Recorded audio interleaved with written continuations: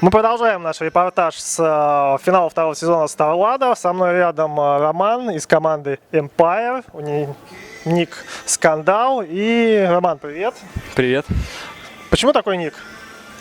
Ну, честно говоря, это не мой ник, это ник моего друга. Давным-давно мы играли в Warcraft 3 в Battle.net 2 на 2, делали разные ники. Вот, он сделал ник Скандал, мне он очень понравился, и я у него его украл. Отличное начало карьеры.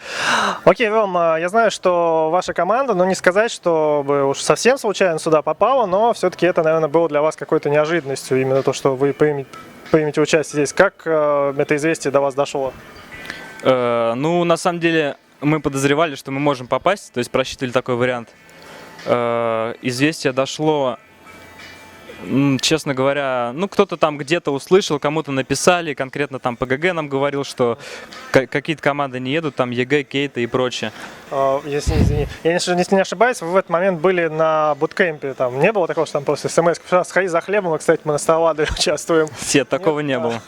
Понятно. Ну, когда вы узнали о том, что вы примете участие на финалах StarLadder, не было там какой-то мысли, что, может быть, не стоит ехать, мы еще не готовы? Нет, почему не стоит? Конечно же стоит. Это какой-никакой опыт. Для нас, я думаю, это большой опыт. То есть вы сюда в первую очередь ехали, ну, если так можно выразиться, не за результатом, не за первым местом, а все-таки за опытом? Ну, за опытом, да, но, конечно, мы хотели бы какие-то результаты показать, но вот пока что мы сыграли 2 игры, и они не очень. Слушай, ну вот ваш состав Empire, вот ты и Blow, это же вы, ребята, в Хон играли до этого, и как так получилось, что вы с Хона решили перейти в Dota 2?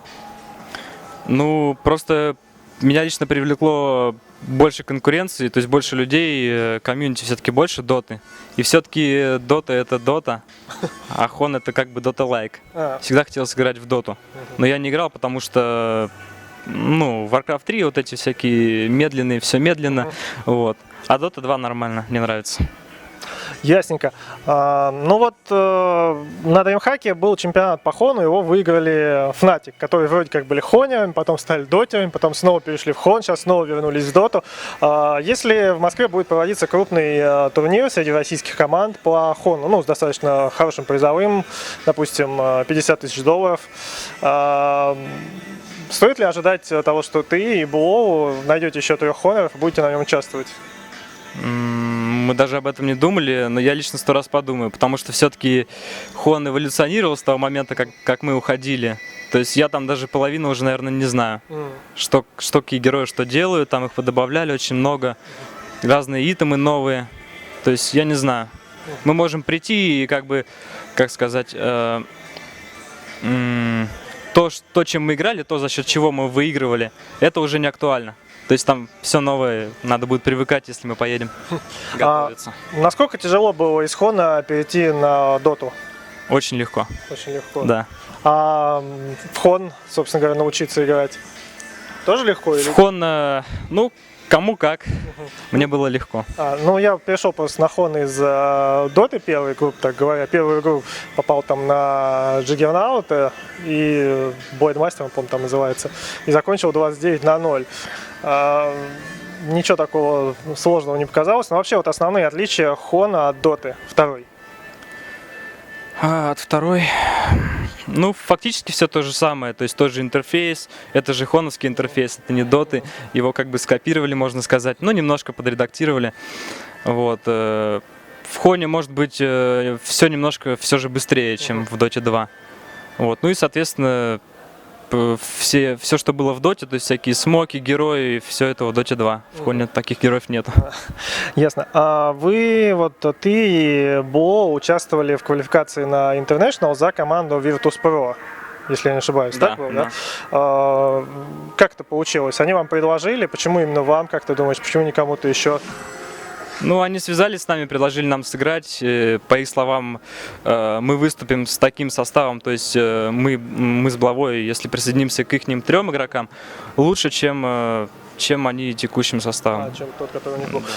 Я смотрел игры, и вот действительно на фоне трех игроков команды Virtus.pro ты и Blow смотрелись, ну, не то чтобы более уверенно, но более результативно. Ты сам ощущал что-то такое после завершения игр? Чувствовал, что вы с Blow действительно сделали для общекомандного успеха в отдельных конкретных матчах больше, чем остальные игроки?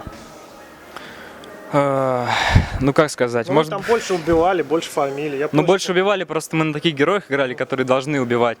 В основном вся слава в доте и в хоне, ну, везде в таких играх достается все-таки разным керри, соло-линиям, которые именно убивают, наносят дэмэдж, там, трипл-киллы делают и прочее. Вот. Ну, честно говоря, ну, мы, конечно, старались, вот, вышло, что вышло. Ну, понятно.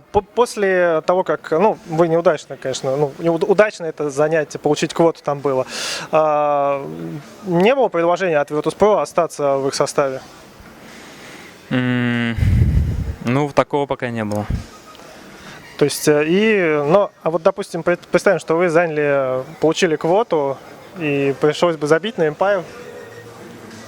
Слушай, я даже такими вопросами... Не, ну вы же участвовали в квалификации, наверняка хотели бы мы победить. выиграли, мы, конечно же, поехали бы, ну, чтобы там какой-то результат показать, нужно было бы много тренироваться. То есть, фактически, да, пришлось бы оставить команду Empire и тренироваться с ВП большую часть времени. Вот, как-то Ну, так. Да. Исход понятен. У вас сейчас 2 игры прошло. Одна с командой Darror, первая игра. Вы вначале так, ну, можно сказать, что вы повели в счете, Да. повели по игре. Я разговаривал с Арстайлом, брал у него интервью, он сказал, что у вас были шансы победить, но, как это бывает, часто команда, у которой есть преимущество, она почему-то не может дожать. Вот почему вы не смогли дожать их?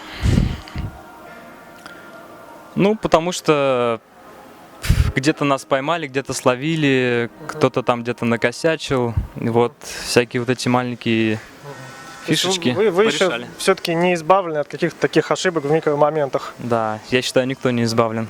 Ну, Везде где-то, ну, может быть, кто-то доводит их до минимума, но даже у топовых команд можно заметить такие ошибки. А в игре с Moscow Five что не так пошло? Ой, там вообще нас переиграли на всех линиях, что-то они ходили, все везде нас просто убивали, вот, так. Ну, у вас сейчас осталось 2 игры с Нави и с Маус. Что думаешь об этом?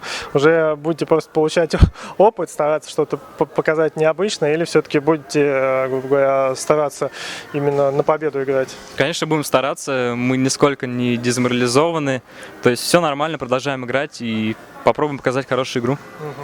А вот в Беларуси вы были на буткемпе, а к чему вы готовились, к какому турниру? А мы ни к чему не готовились, просто собрались поиграть, сплотиться и так далее. Ну и получилось сплотиться? Ну, получилось, но что-то пока, я думаю, никто это не заметил.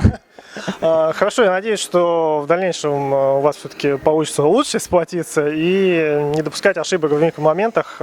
Если тебе есть что добавить фанатам, поклонникам, партнерам, пожалуйста. Спасибо. Ну, собственно, привет всем нашим болельщикам, всем моим друзьям, кто меня узнал, там, папе, маме. Спасибо нашим спонсорам, Seagate, Intel, Adidas и Razer. Отлично. А я, в свою очередь, благодарю партнеров Moscow Five, BenQ и MSI. С нами был Scandal из команды Empire, в которых еще осталось 2 игры. Старладер, финал 2-го сезона на Moscow Five.